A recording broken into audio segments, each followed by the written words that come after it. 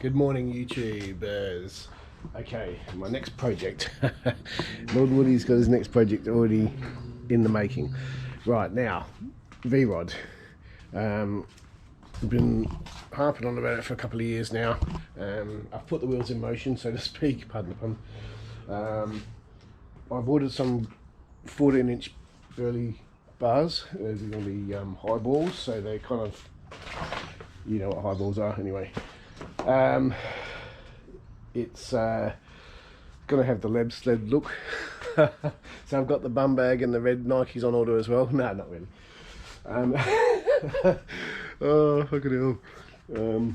Alright, so today's exercise is basically working out the wiring side of it, because they don't give you the wiring as it's not a plug and play. It's not a plug and play idea. You've got to solder, cut, solder, splice. You also get new throttle cables. You've got to extend or get longer front brake cable, clutch cable, or should I say clutch hydraulic line. They don't give you, apparently in the kit, you don't get the wiring for the, well, in your face. You don't get the wiring for the indicators. Also, because I'm doing the different bars, I'm going to actually down swing the mirrors, so I'm going to swap them over, and then they actually go under, not up, just for the look, the lab sled look. I'm not like, look, I like what they do with their bikes, but there is a limit to some of their stuff. Like, I will not be putting a massive frame wheel on it. I think it just looks ridiculous. Or probably, you know, I have toyed with the idea of airbag suspension, but probably not. It's not on my really to-do list. I've ridden this long distance, this thing, and it's not the most comfortable bike. You can do it. Obviously, a lot of people will go, what are you putting them on there for? But it's personal choice. You can do what you like. I think it'll look pretty cool with the bars on there. But it's about, it says between 4 and 6 weeks, because I'm getting the polished stainless steel, and they're 1.5 inch thick bars. They're really good quality. Yes, they're quite expensive, but yeah, there's no substitute for quality. You can get cheaper ones, but you know, it's not about having, I've got Burleigh bars. It's just because the reviews are there. They're pretty good. Like, I don't think you can get much better, not here in Australia anyway. So anyway, I'm not going to harp on too long. I just wanted to, because there is no YouTubers or no YouTube videos on anyone installing them, and I think that's because there's quite a lot involved. Hoping that we can sort of manage doing that. I guess, like, at the end of the day, how hard can it be? Pretty naive to say that, but no, I don't think it's going to be something we can't do. We should be able to solder connectors. The first thing I'm going to do this morning, because I just want to have a look and how this actually works as far as how they're connected. I've never seen it, can't find any videos. Even the workshop manual doesn't really tell you much.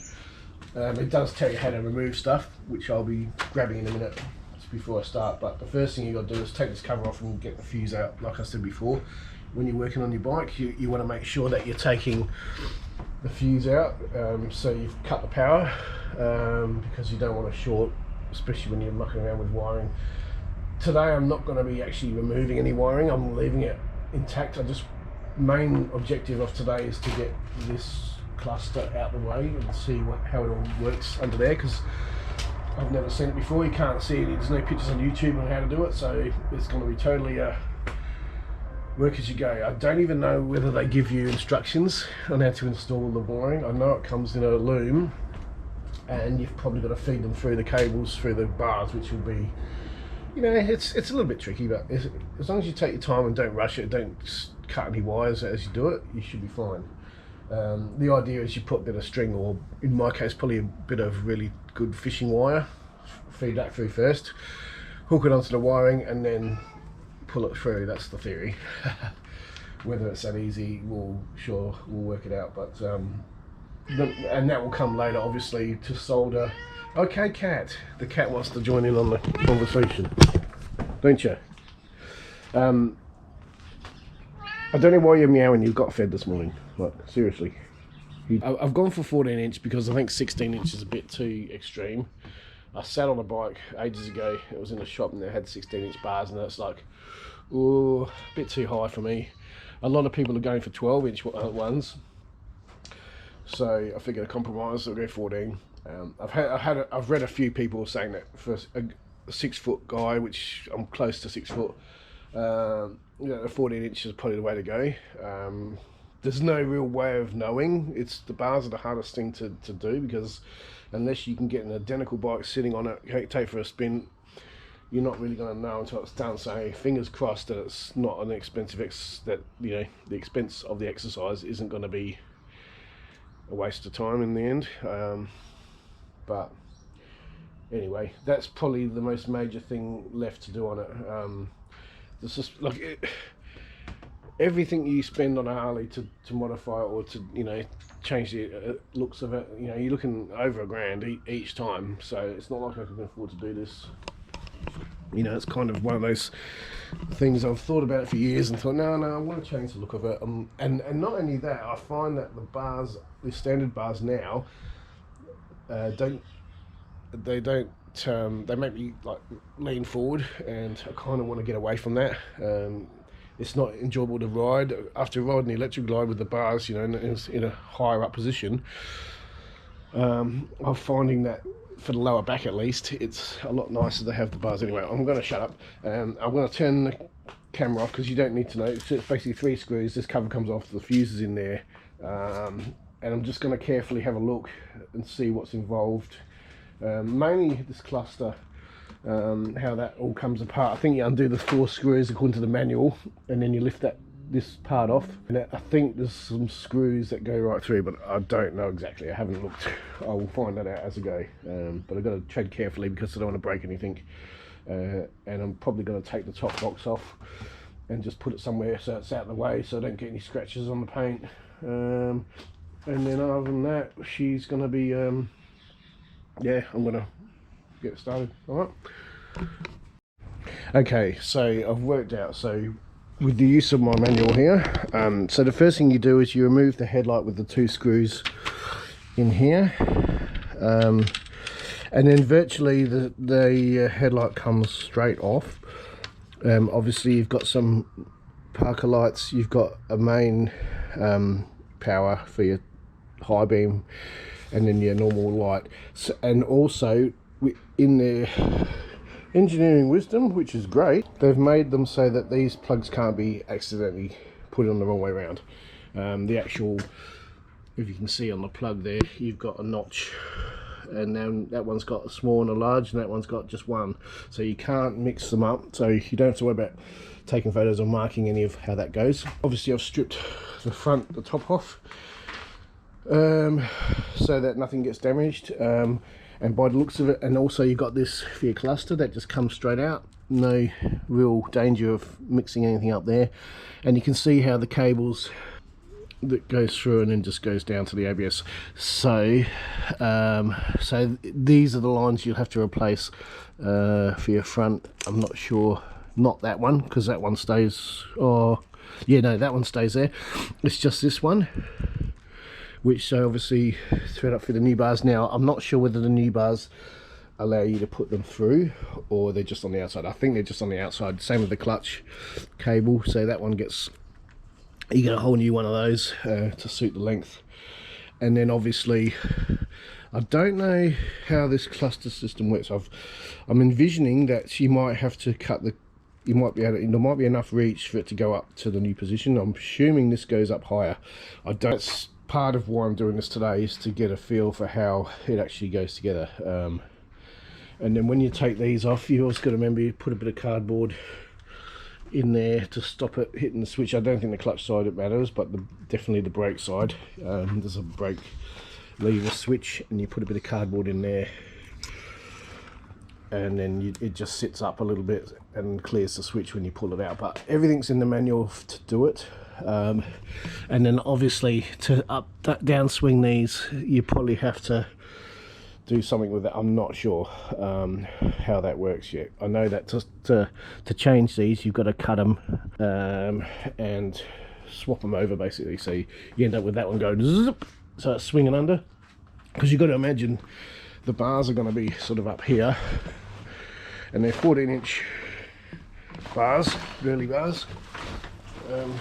So see how my position, you can see nowadays I'm, you know, when I first got this bike it wasn't an issue, but now I'm finding that this lower back here is what suffers when you're going on a long trip, and even not a long trip, even like a couple of 100 Ks. So the idea is this, I think, virtually stays where it is. It might come up a little bit, and then the bars will probably, I think the bars end up about level. So as you can see, and I'm pretty sure you can pull them back to wherever you want them. Obviously I don't want it to look stupid, because I know a lot of when they go like the 18-inch or whatever, or 16-inch even, they have to push them forward, which to me upsets the character of the line of the bike. Yet to know if I'm going to do that or not yet, but like I said, it's an expensive exercise if you're flying blind, which we are. And also these throttle cables will be lengthened. You get a whole new set, so it tells you how to pull that apart and redo it and all that jazz. We'll cross that bridge when we come to it. Mike and I have had Harleys, you know, so we kind of have a bit of knowledge on how things come apart. And you buy the workshop manual, and you know that's imperative. You must invest in a workshop manual if you're going to do any work yourself. Normally someone would pay for someone to install these, and it costs around about $600 to get someone to do it. So hopefully we can, without, you know, and as long as you take your time, you don't take shortcuts. Sometimes you might have to go out and borrow, you know, certain stuff like the insulation, the shrink for the, I've got some shrink wrap for the cables, but I may have to buy more. It's pretty cheap, like you're looking at like $5 or $6 for a length about this long, and you just chop it up. Most importantly, you just do everything right, do it once, do it right the first time, and you shouldn't have any major issues. Now according to the manual, I've got to look it up, you undo these 4 screws here and that bit will come out. So I might just leave the camera running just to see if that's what you do, because I want to try and be as informative for people as I can be, because it's frustrating when you're looking at people showing you how to do stuff and then you don't actually see it. And again, do them evenly, do them like uniform, because you don't want to break anything, crack anything, whatever. And if you're not sure, have your phone video going or something when you do this, if you're not sure how it all goes back together. But realistically, if you can get this far, you can do this. And there's always one that's a bit tighter than the others, isn't it? But this has never been removed before. I know you can get different clusters and different things. Wow, that doesn't really do shit, does it? Anyway, remove the reset switch boot and move the instrument cluster. Aha! So this boot thing here, you have to remove it, and by the looks of it I need to get my light because I can't see shit. Okay, so I hope you can actually hear what I'm saying. The boot just comes out, you just got to work it out. It just basically sits over this nut that holds this switch on. That's your switch for your resetting the odometer. I think the idea is you take this section in the middle out, and that cluster unit comes out as one piece. Now you need like to have suction cup fingers for this, taking care not to scratch anything.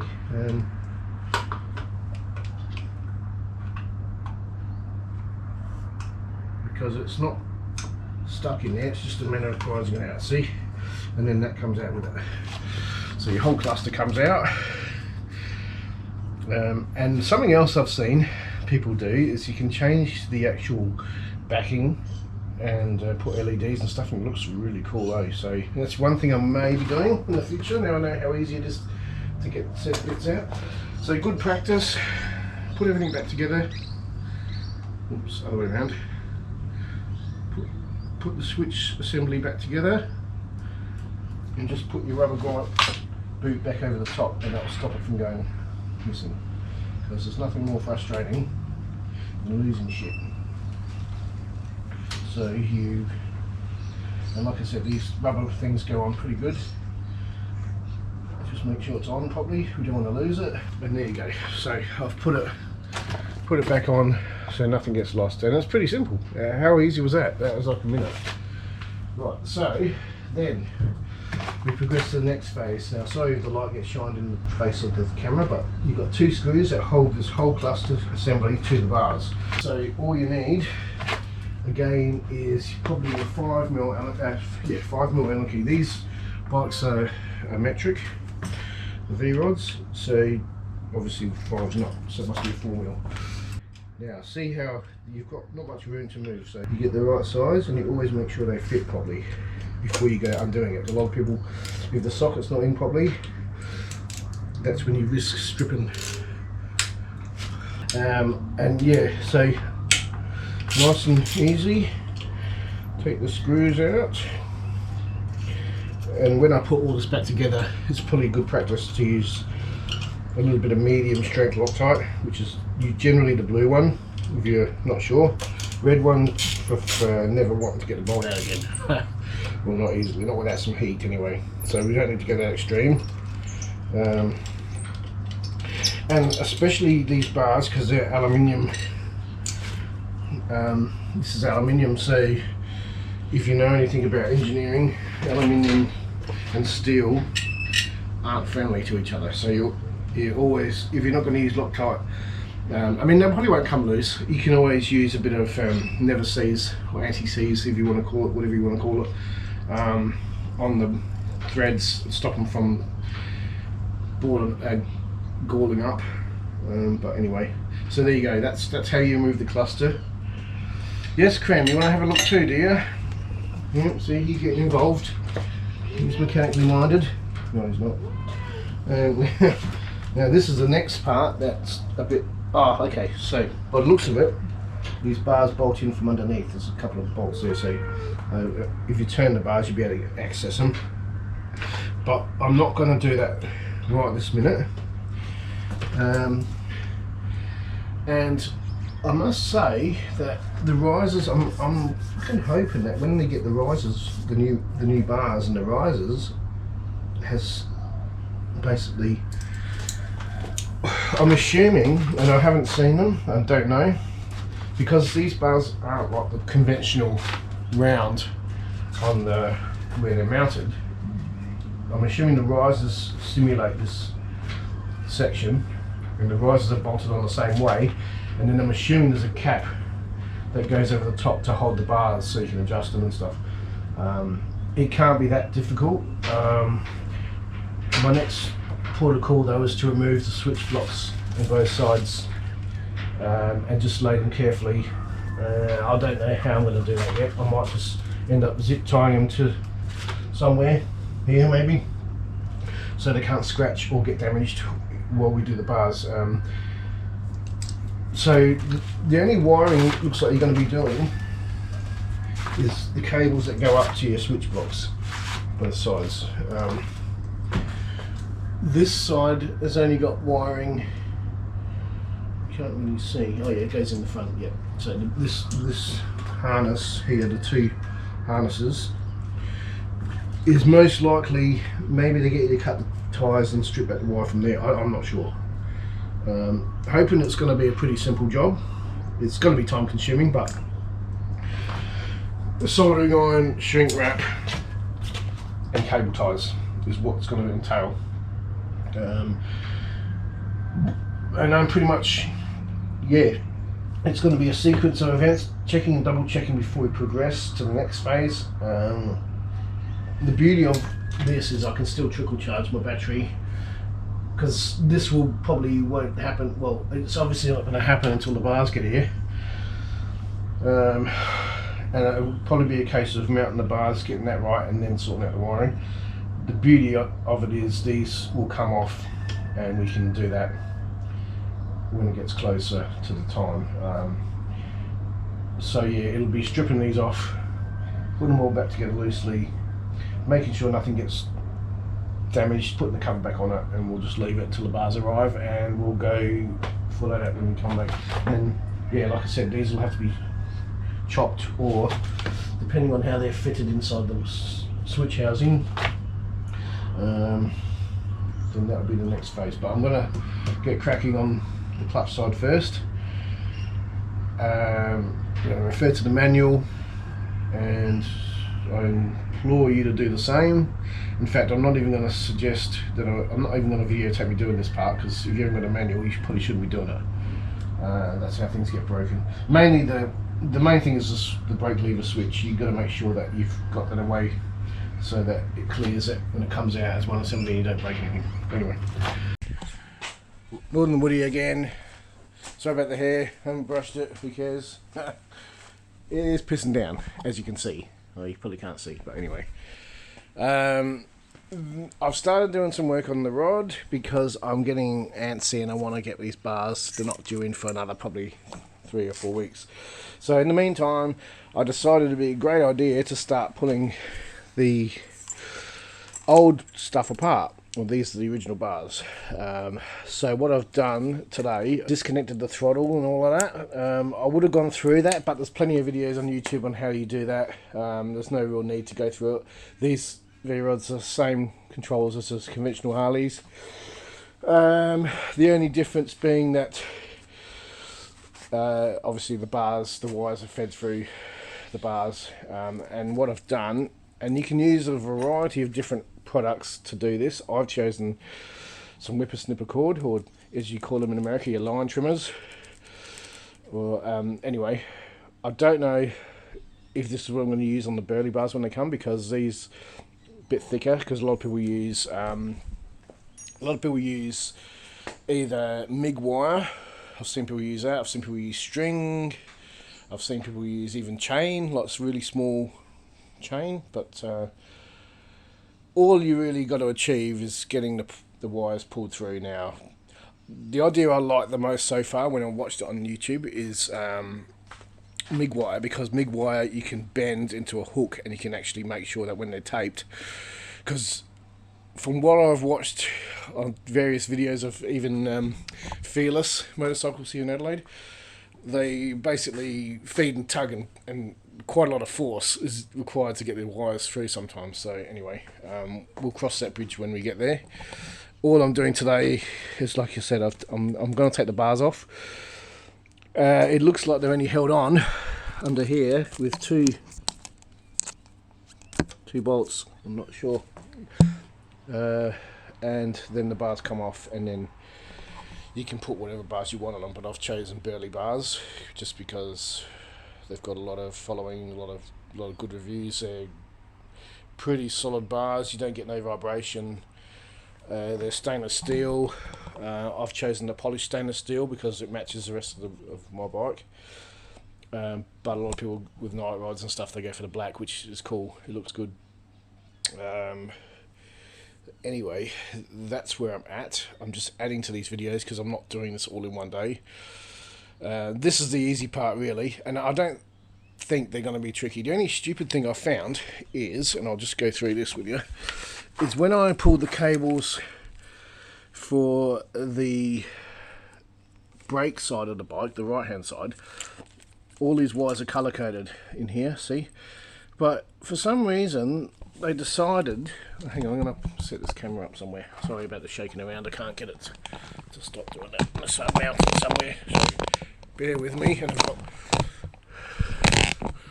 Right, there you go. I don't know if you can see from that camera angle, hopefully you can, but anyway. So what they've done is they've color coded them, which is great, but one of the cables is the same color as the other cable, and the only difference is, and it's orange with a white stripe, because I went through, there's two wires that go in with orange wires with white stripes. There's one there, you can see, and what they have done is put a tag on there, a number 7 tag. Now, you ask me, why would you do that? Why would you just not... I don't know, maybe it's just me, I don't know, but why would you put two fucking identical coloured cables in there and just put a piece of tape on one with a number on it? It must have been an afterthought, or maybe they couldn't get the cable, I don't know. It's kind of bizarre. I'm not sure what exactly that cable does, but there is 2 of them, and yeah, I think that's going to be a real pain in the ass. to tell you the truth, but it is what it is, so we won't whinge about it. We'll just make sure that I've marked them and where they go back, and that's why I'm a bit reluctant to pull this one through. So I probably won't. I'm probably just going to disconnect the bars, and I'm just going to disconnect the clutch housing. Now, you don't need a piece of cardboard in the clutch side because there is no switch. Oh, actually, there might be a switch for the thing. I'll just put it in there anyway. It tells you to do this in the manual, mainly for putting them back in, because when you put them back in, if you try to manoeuvre them in, you can break off the switch top, which apparently is really brittle and really easy to break. And yeah, so to save the pain and anguish, even if you don't need it on the clutch side, because I don't know whether, I think this bike might have if the clutch is out in gear, it'll let it know not to start.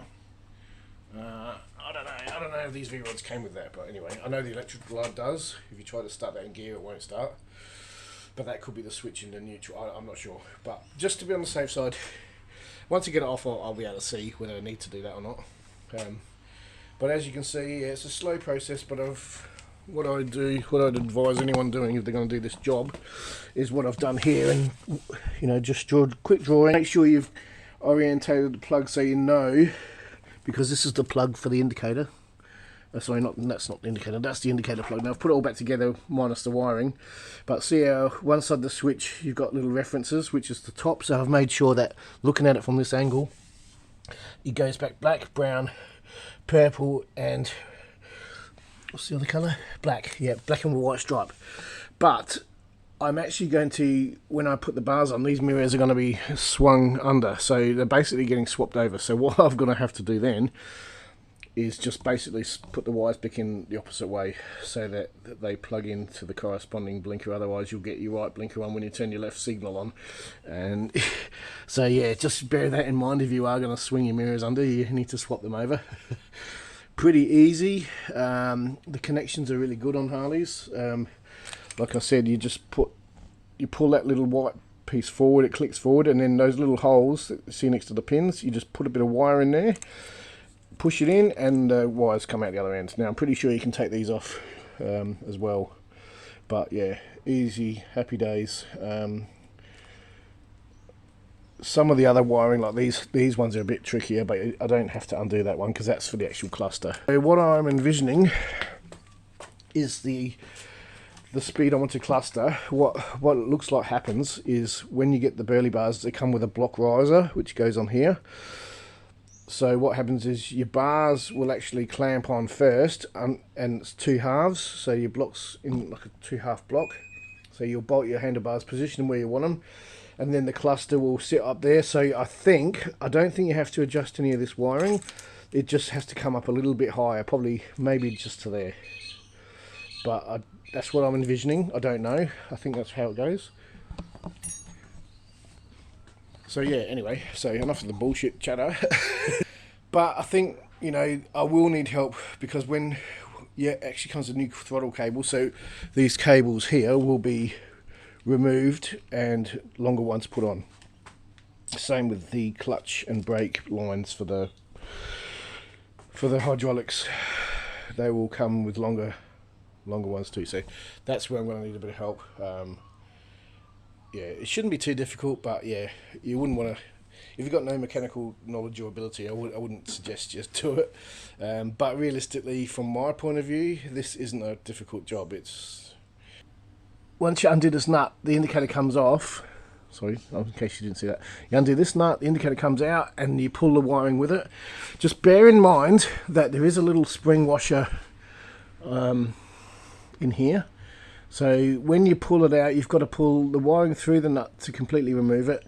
So what I did, just so I don't lose it, and I have got a bucket of parts here, but on the other side of the mirror, you get the idea. Screw the nut back on through the cable, and remember, I've seen a few clips of people have forgotten to put these little washers in, which might make the mirrors move around if they're not in there, because they are spring washers. I can't remember what they're actually called. There's a proper name for these type of washers, but anyway, I'm sure you know what I'm talking about. I will have to extend these as well, probably, but I think I will just get some of these. You can't see them, point around. I think you can get some of these in the electrical shop. Just get some of them. Cut, solder, shrink wrap, put it all back together nicely.